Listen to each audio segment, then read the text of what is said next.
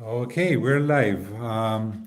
Welcome, Mason. Welcome to another year of this pre-departure presentation that we organized with Fulbright. We organized it also with Harvard, MIT, Columbia. And this time the presentation is going to be in English. And the reason why we're doing it in English is because, well, first we feel that everybody should be ready to take their suitcases and take the plane and go study in the States. That's the main reason.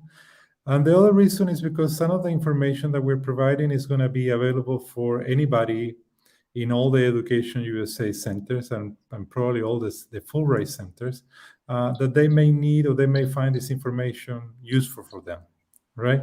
So I'm here with Mason Taylor. He's the program officer at Fulbright Commission in Chile. And Mason, we just want to hear about how you guys doing this year? How many Chileans or how many people are traveling to study in the States? And if you can give us a little tips of what they're going to be doing. Sure. Thanks, Miguel. And I really appreciate you setting this up. And hi to everyone out there who's watching and people in the future who are watching this as well. I think this will be a good resource for everybody who's leaving. Like Miguel says, it's good to get your ears ready for once you get off the plane. As every year, the Fulbright Commission in Chile, we do really well in the region. So this year, as many years previous, we have 50 people who are beginning their studies this year. Most of them are doing their PhDs in the US, and a lot of them are doing their masters. Some of them have started online due to the pandemic, and we're hoping to be able to send them soon as soon as the university policies in the US clear up. And the people who study with us, they're at there's someone in every state in the US throughout the entire history of the program. They've gone to basically the top 200 universities in the U.S. We've had an alumni there, a Chilean there, and probably you can find a group of Chileans who, or at least a group of people who remember the Chileans. And it's the range of topics studied can be the social sciences, the hard sciences, political sciences, public policy. There's really no limit when it comes to our PhD programs, what we're happy to fund. This also includes the arts. For example, in our master's programs and our PhD, we're one of the few people left who fund arts programs. So, we have, you name a program, we have it, right? Are you guys having like short-term courses, like someone who says, okay, I'm finished my undergraduate degree here in Chile, and now I want to go to the States. I'm not sure if I want to study a master's degree or a PhD, but I would like to do something like a short-term course. Do you guys have something like that?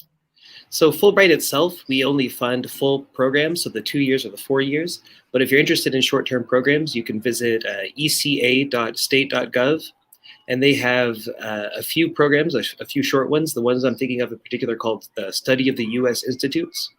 And these are 6-week programs for short visits. They're organized, everybody from a whole bunch of different countries. They go and talk about a specific topic at a university. So they have some programs for entrepreneurship. They have some programs that are science-based. They have others that cover basically the same range of things that we deal with. So I would recommend if someone's interested in a shorter term, they can visit that website I mentioned earlier. Mason, and before we start talking about the ones that are going to be leaving to the States, could you tell us a little bit about how is the process? These people, they apply, there's a particular time in the year that they apply, then what's the next steps? I know that there's a big difference between Becas Chile and Fulbright in the way that Becas Chile people come with an acceptance. In your case, it's different. Why don't you tell us a little bit about the process? Sure. So we love Becas Chile. I think they do a great job. Yeah, but there are a couple small differences, and I don't mind going over them. So, for example, with Becas Chile, they ask you to have an acceptance letter from the university first. Whereas if you apply to the Fulbright Commission, we'll help you apply to the universities. We'll take you through the whole process. How do you improve your English? How do you improve your essays? What university programs are best for you? We'll put you in touch with people in the U.S. Who also specialize in this kind of things. And in my presentation, I'll go over what our partner agency helped us with. Excuse me. And our application process is also a little bit longer than Becas Chile. My understanding is Becas Chile has a bit of a reduced, very strict timeline. Ours opens every year from January to April. So if you're interested, and we leave all of our documents online. So if anybody's interested in finding out how to apply or what documents they need, we have plenty of information there. And we also provide online chats, online orientations during the application process. So when people ask us, does this document apply for me, or can I study this program? We'll answer that question for you during the same period. So that 4-month period is really there to help people help as many people from throughout Chile to apply as they can. Okay. And once they apply, when they accept it, they don't have to go right away. They have sometimes to complete the process, right? And you guys are like the coaches that you're helping them with all the process. How long that can be taken? Sure. So on average, that's a year and a half, more or less. So let's say if people applied last April, they would be leaving next year in September or August. Oh. It's a bit of time, but it gives people time to prepare, not only prepare their English, but also improve their university scores, to make contacts in the U.S., to improve their essays, to learn a lot about the U.S. system. A lot of what we're going to go over today, talks about, what are the expectations. Moving to a different country is a lot of a process. So we really like to prepare our Fulbrighters before they go, because they'll be representing Chile, they'll be representing the Fulbright program. And when they have like this, I would say like badge of saying that I'm a Fulbrighter, does it help in the application process for the universities?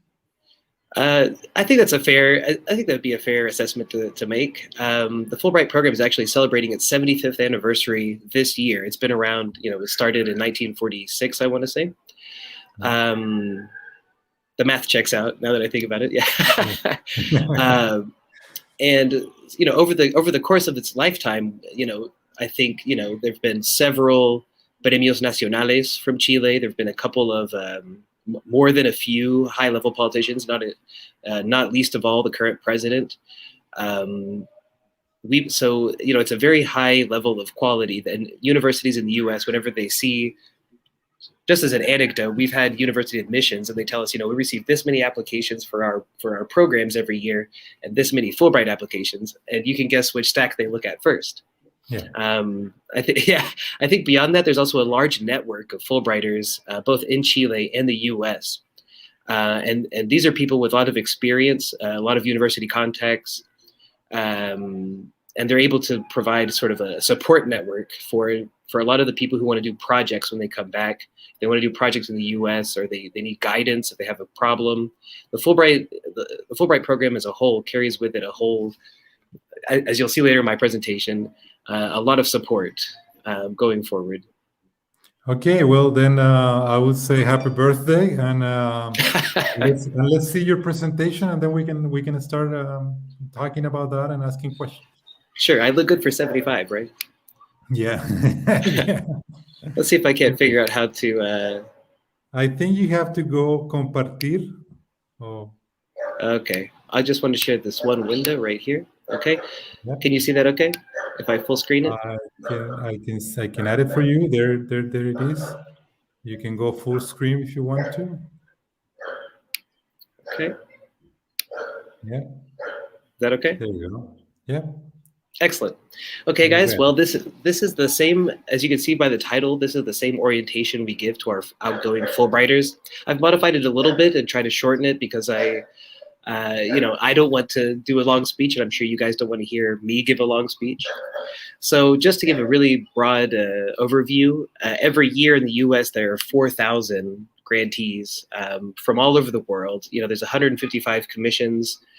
And again, in all 50 states. So no matter what university you go to, you'll find people who are part of the Fulbright program. If you're interested in learning more, of course, I recommend looking at all of the different social media that you can see here, all the different sources.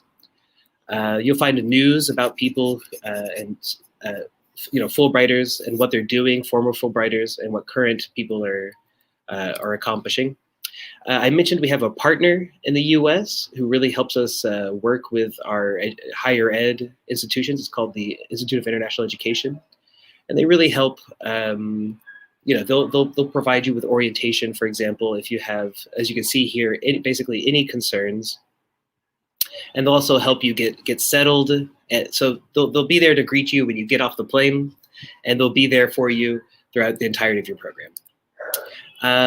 One of the things Miguel asked me to talk about is the terms, the benefits and the duties that you get. So every Fulbrighter gets a letter of agreement.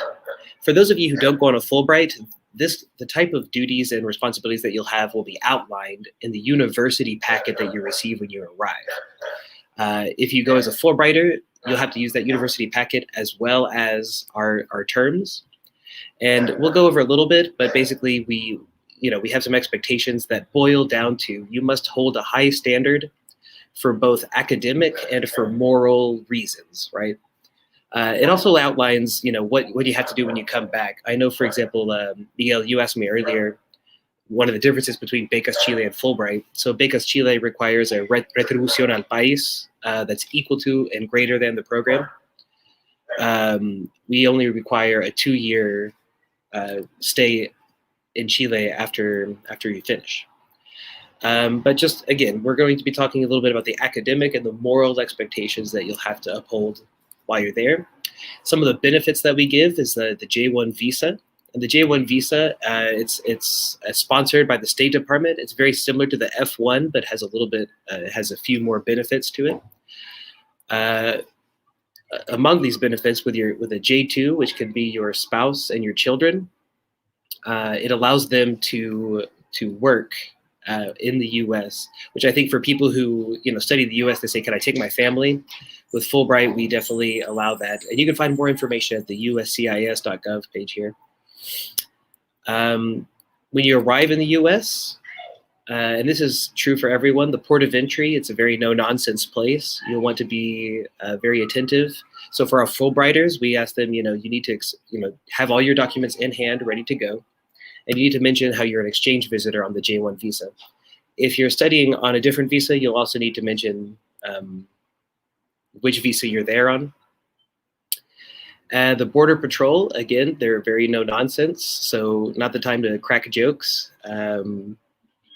But they will go over all of your documents and send you on your way. We also have reporting requirements. This is the standards that we ask our Fulbrighters to use. So, if you become a grantee with the Fulbright program, we'll go more in detail about what this entails. But needless to say, there are strict requirements for people living and staying in the U.S., and we really like to make sure that everyone's, on the other hand, it's, we're trying to make sure that we know where they are so that, that everybody's safe and accounted for. With our IIE partners, we ask them also to take care of people. And so part of the things that we ask is that, you stay in touch with your IIE advisor. For those of you not going in a Fulbright program, this will be your university, not the bursar office, but the orientation people who help get you accustomed to the international relations office, most likely. Part of the thing that Fulbright has is, it's difficult for a lot of people to open a new bank account in the U.S., so IIE will provide services that help you with that. We also help with tax requirements through IIE. And if you are working, so part of the benefits of going on a J1 visa is that you're also allowed to work at the university, either teaching or working as a research assistant. And so that will also provide other documentation, as you can see here. Between the work authorization and the academic training, there are some limitations. So during the academic year, the focus for Fulbright is always on your work first, but we also understand that teaching and research is similar to an education and academic activity. So you're helping out the university helps you out. And during the summer months, we don't have as many restrictions. Again, for everybody who's going, you'll want to make sure that you're very prepared. With your contacts, you need to know who you're going to be meeting when you're there. So for us, we make sure that all of our grantees have all the contacts. But if you're not going through Fulbright, at the bare minimum, you should have your host professor, your host program, the International Relations Office. If you have any prescription medication, you need to have that, along with, of course, your medical records that are required to enter. Any documents that you think will be required once you're there. You'll notice that we have official diplomas and transcripts listed here. Everything needs to be notarized, and it's hard to do that if you're not in Chile. So make sure that you have a legal copy, a legalized copy in the US. And of course, you have to have your passport, any identifying information you have, your birth. Some people ask you, your birth certificate. It's another form of identification. Housing, every university is very helpful when it comes to finding housing. So even though we have our partners, we have our central offices, the university itself knows the region and knows their neighborhoods the best, and it knows which housing options are also the best. Many universities in the US have apartments or dormitories, which can be very competitive options when it comes to people coming from abroad. So it's important to do your research beforehand. The US can be very cold or very warm depending on where you're from in Chile. So if you're used to the south of Chile and then you move to the south of the US, you'll be very surprised to find that it's actually the weather is the opposite. So again, speak with your university advisor. If you go through Fulbright, we'll help you. Some things you won't need. As you can see on the right here, just things for your household or things that you study with. I think a lot of people go to Miami to shop for clothing for a reason. Things are fairly cheap in the US. Make sure that your university knows when you're traveling. Make sure that you know how you're going to get from the airport to the university. You should probably arrive on campus on a weekday. If you arrive on the weekends, it'll be a lot more difficult to get help if you need it. Most of the office people they'll be on reduced staff. And this presentation may be a little outdated, but be aware of when holidays are in the US. Again, if the university is closed, it'll be difficult for you to get help if you need it.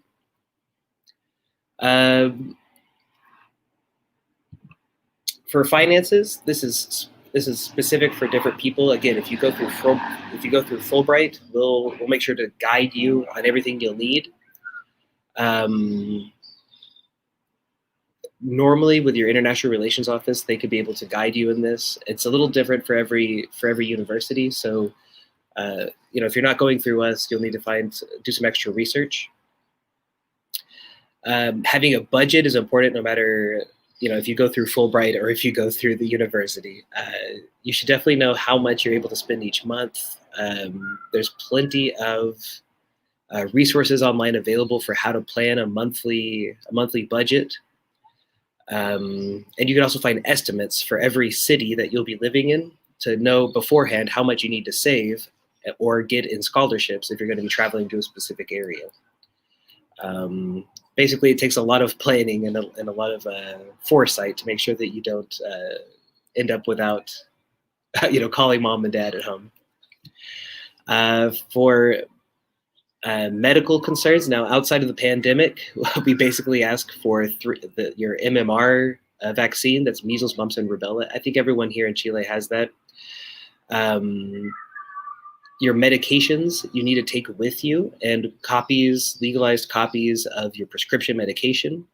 You should have any eyeglasses or contact lenses that you need. You can obtain the liquid in the US. So odds and ends, like you can get odds and ends fairly cheaply at any pharmacy in the US. But for the specific things that require a prescription, it's better to take with you. And finally, for health insurance, find out what your university offers. Even though Fulbright program, we offer what's called a ASPE health benefits, which covers a good amount of things. Every university also has its own requirements and its own recommendations. And you don't want to be without health insurance in the US.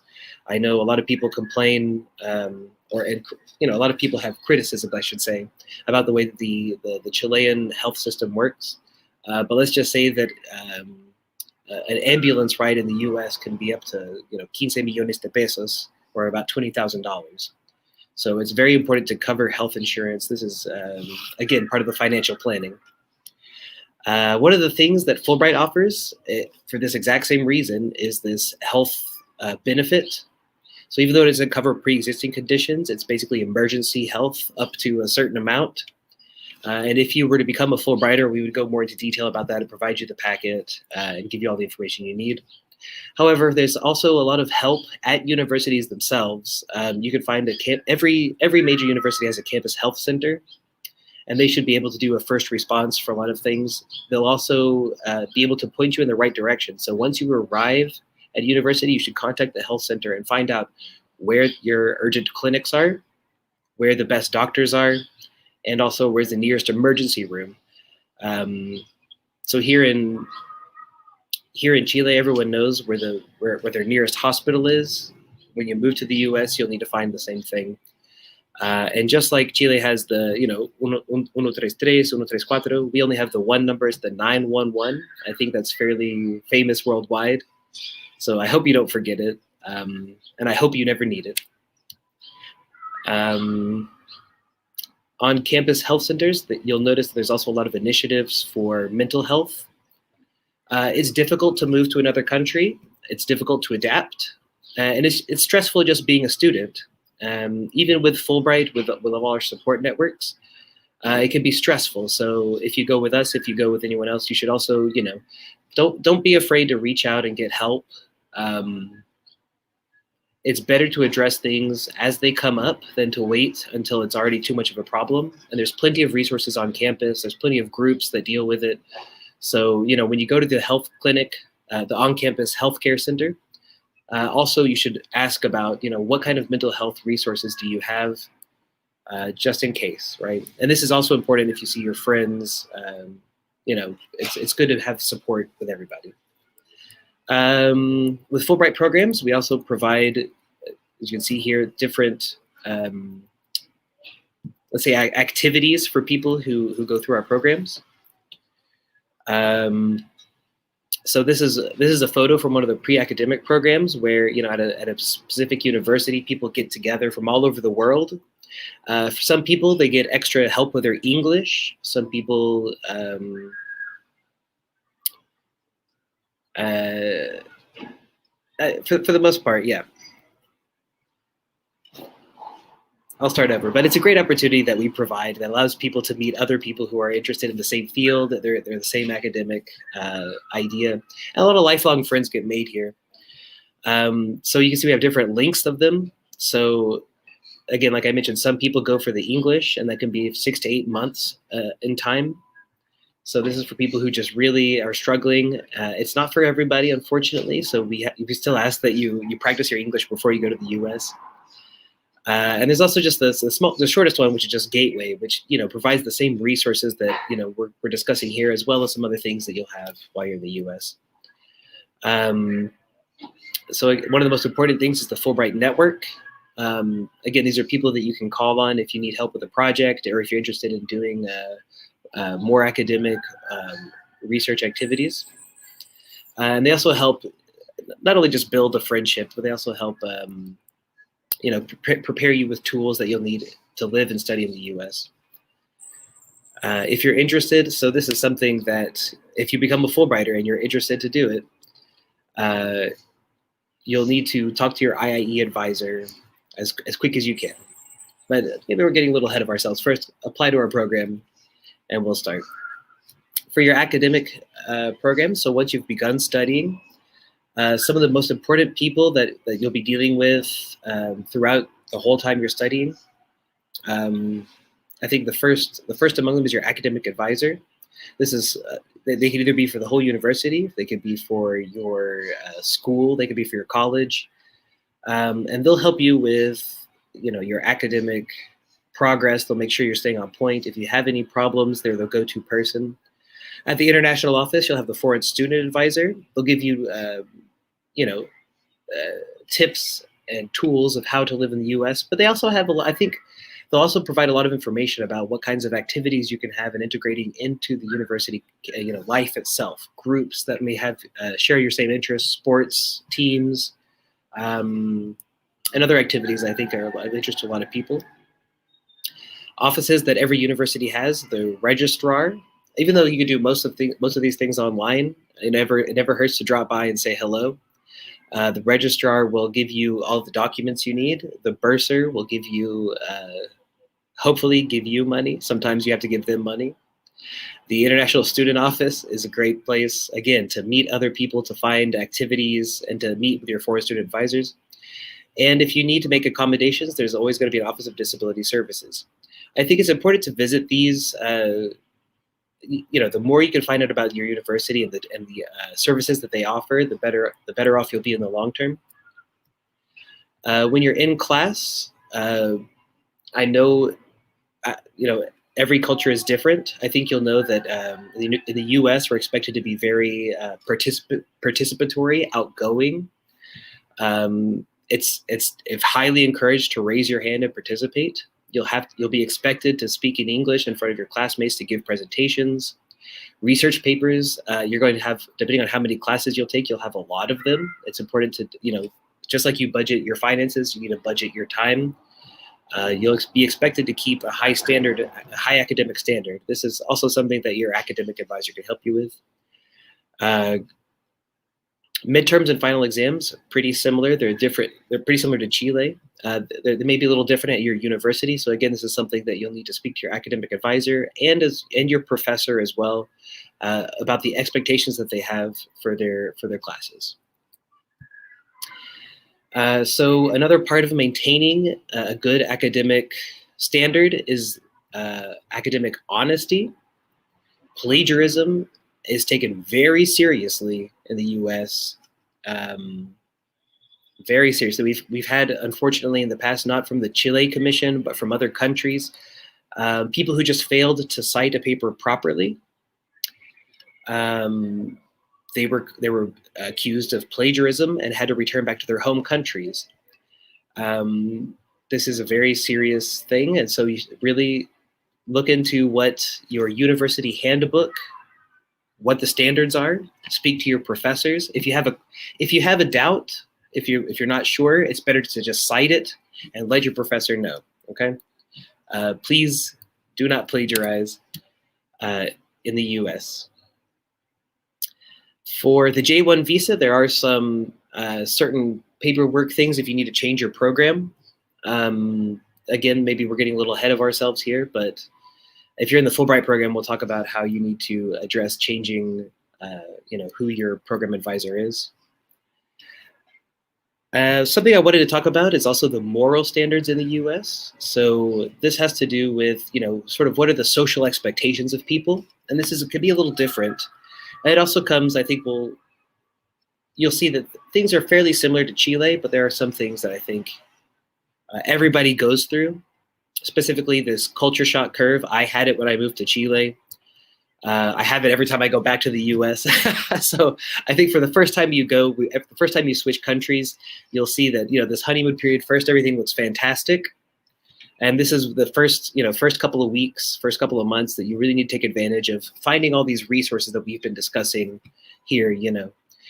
Because after a while, you'll start to realize that things are a little bit more different. It's not the same, and so it's important to have a strong network built up during this honeymoon period and know where the resources are, and of course, reach out to your foreign student advisor, your academic advisor, and in the case of Fulbright, IIE and Fulbright are offices. This happens to everybody, so just recognize that everything's going to be awesome, and then it's going to feel weird, and then eventually you'll feel like you have the hang of it. After about a year. So First suggestion, don't isolate yourself. Make sure that you're with all of these resources. You notice, I mentioned the University Counseling Center. Make sure that you're taking care of yourself. In the U.S., we call this self-care. So make sure that you're also engaging in your hobbies, engaging with people, who share the same hobbies. And thanks to the internet and Zoom, now that we're all acquainted with Zoom from the pandemic, you can always stay in touch with people back home. So just expect that this is going to happen. As I mentioned, self-care. This is both mental and physical. So if you like to do exercise and sports, going outside, getting sunshine, speaking to other people, therapists, speaking to family and friends. There's plenty of resources to deal with it. I think everybody here, is aware that self-care is important. It's also important to put it into practice, okay? In the US, we also are have a lot of emphasis on diversity. And I think when you go to the US, part of the thing that you'll notice is that everybody is accepted, regardless of, as you can see on the right-hand side here, religious beliefs, disabilities, gender, socioeconomic status, the list goes on. In many universities, there are offices that deal with this. If there are also, I'll be frank, there are offices that deal also with punitive actions and punishments for people if they feel that their rights have been infringed. It's very important to look at your university hand guide and to speak with diversity officers to learn what the standards are. Basically, if you respect people, if you have an open mind, you should be okay. But you should also learn what the standards are, because it's very different. I think, here maybe it's typical that you could say, a joke about someone from Argentina, a joke about someone from Chile, and they'll have people maybe have a different expectation about how that goes. This is a very sensitive topic, and as you can tell, it's difficult to describe it in such a short time. So do a lot of research before you go, and while you're there, and find the resources, and I think you'll be fine. You should also be very aware that everything you put online, we tell this to our Fulbrighters, but this is true for anybody studying in the US. Everything you put online has social consequences. If you're not sure if you should publish or post something, don't post it. If you have an idea that maybe it could be bad, don't do it. Again, just be aware that there are different standards. Jokes, humor is different between countries, so reach out to different people there, and be aware of what other people are posting, and you'll start to get the hang of things pretty quickly. The general safety precautions that we recommend to everybody. This is true also for the U.S. Fulbrighters coming here, for Chileans going to the U.S. In any country that you go, you'll need don't carry lots of cash on you. Always secure your house, your valuables. Keep a photocopy of your passport. Don't carry your passport around. If that gets lost, it's a pain. Wherever people are, if it's a well-lit place, you're probably going to be okay there. But if people are asking you for personal information, be aware, like, hey, where do you live? Hey, what time do you get off? Unfortunately, there are bad people in every country, and I, it's important to be aware that as long as you take care of yourself and you stay alert, you should be fine.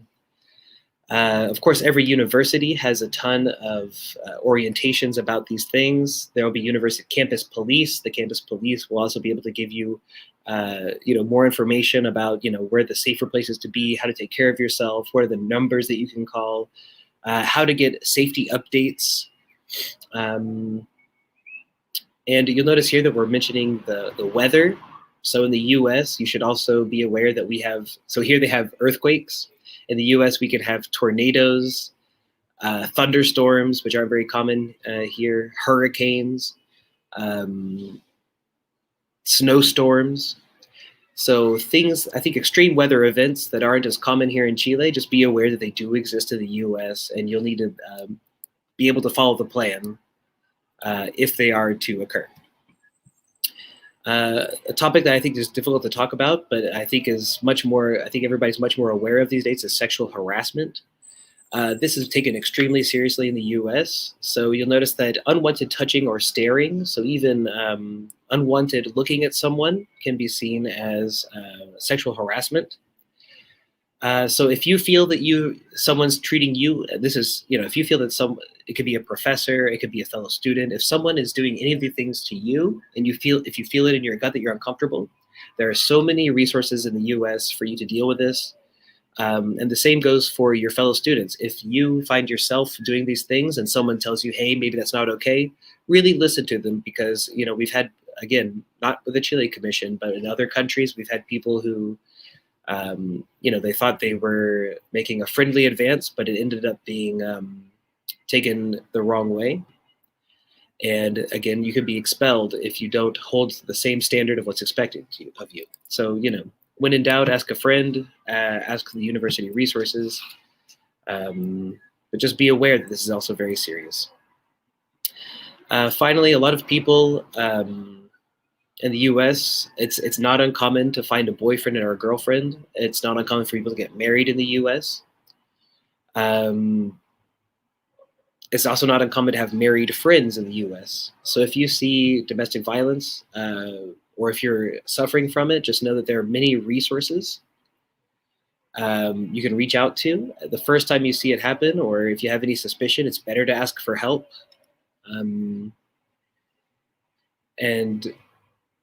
Be aware, of course, that if you are trying to manipulate or gain power over your spouse, it can also be understood as domestic violence as a first sign of it. So you have to be aware of what the standards are in the U.S. It's, again, just culturally a little different, but your university will have more resources on that. For Fulbrighters, we have the J1 visa, so you have to maintain that. You have to make sure that you're doing, again, your moral standards and your academic standards. And how we deal with that visa is something that, again, for Fulbrighters, we'll deal with more in details. But if anyone here is interested in, after seeing all the good things, all the bad things, all the fun and excitement that you might have, all the different, groups that you might be able to interact with, and of course, spending a good, 2 to 4 years in the U.S. With a topic that you're passionate about, you can write to us at becas@fulbright.cl. You can follow us on Facebook. We have a YouTube channel where we have, talks. And of course, you can see all of the programs that we offer, as well as the programs that our partners offer at fulbright.cl/becas. And with that, Miguel, I'm happy to stop sharing. Great. It was a very, very deep presentation with a lot of details, and I thank you for that. Couple of questions that I have. One is a question regarding the Fulbrighters. What do they have to do once they complete their program? Sure. So it depends on the track they take. For most of the master's students, they come back immediately after. For most of our PhD, they also come back immediately after, and they have to spend 2 years in Chile before they can go back. However, we do have a lot of people who are in the middle of like an important research project. You'll notice that I mentioned that the university can hire you to either teach or do research. Yeah. So a lot of times when they're in the middle of a research program, their university advisor will ask them, hey, can you stay a little bit longer as a postdoc, and will help us finish this research program. So we've had some people, they'll extend their research program by a couple of years in the U.S. At any rate, they still have to come back when they're finished for to do the 2 years here. But they have to let you know that they're doing that. Yeah, absolutely. Yeah, we're with our Fulbrighters during the whole time. We know what they're up to, and if they want to do this, then we're happy to support them as long as the university supports them. And we move from there.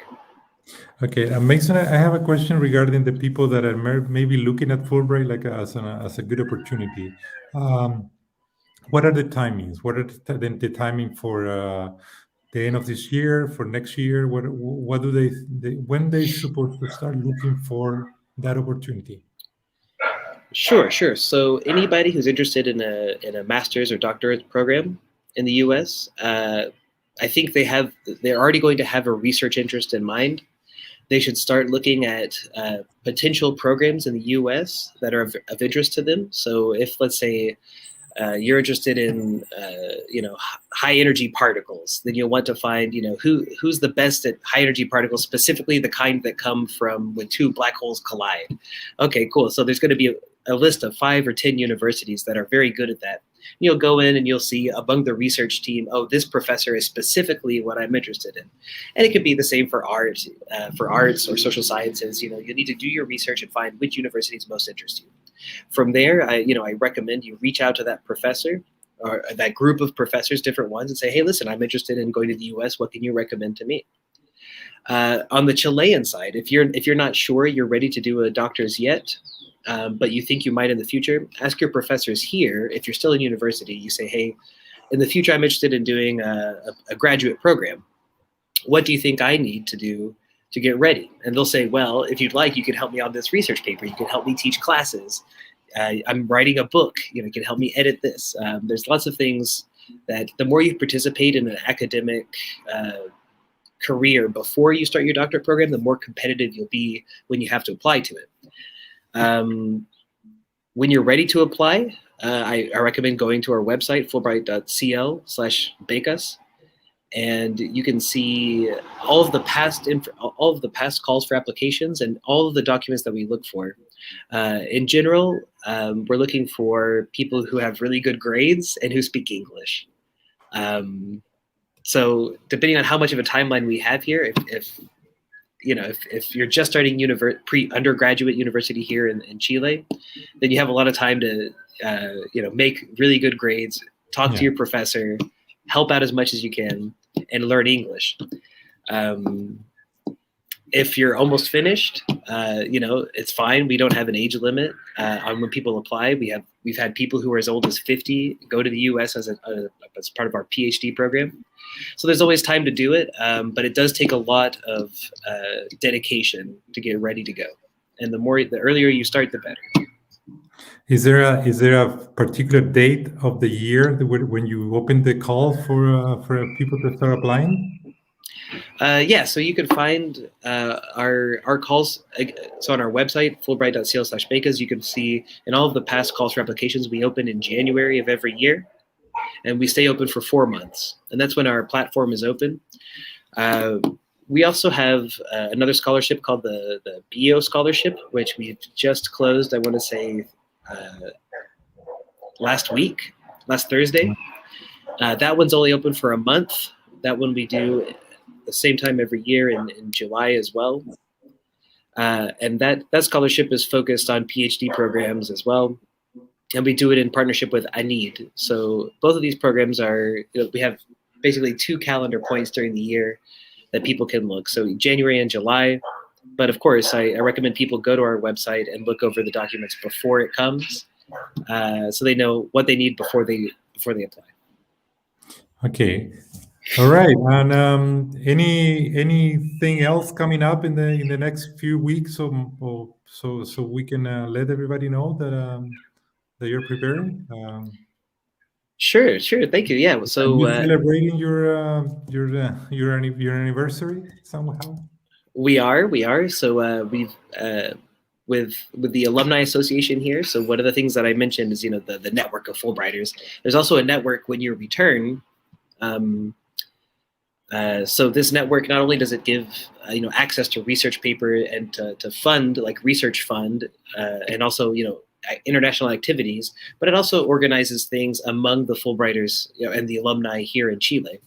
And so in June we had an oceans. We were celebrating the Chile's role in protecting the oceans. This last month in July, we were celebrating the artists. So now upcoming in August, we'll have a bit of a historical placing the estallido social in a historical framework and talking about how it's led now to the creation of the new constitution. So it's a momentous occasion. We're going to be looking at the role of Fulbrighters in that. And if people are interested in finding out more about our activities, I highly recommend they follow our social media. Okay. And what is your what do you use? You use Twitter, Facebook, Instagram? Which one is the one that you prefer? Twitter, Facebook, Instagram, all three. They'll be able to find it. Facebook, I think, is the most. And what's the address? Fulbright Chile? Yeah, Fulbright Chile on all of them. Okay. We also have a lot of easy enough. Yeah, we also have our YouTube channel, Fulbright Chile, which we have a lot of videos of activities that alumni have done. So if people are interested to see what kind of research goes on, I recommend the YouTube channel as well. All right. Well, thank you very much, Mason. Very clear. Thank you for all your great advice regarding the people staying in the U.S. and studying in the U.S. and the things that you should do and the things that, of course, you should try to avoid. So it was a pleasure, and I appreciate that you dedicate this time for us. Okay. Thank you for having me, Nico. It was very nice. All right. Good evening, and have a great evening. Okay.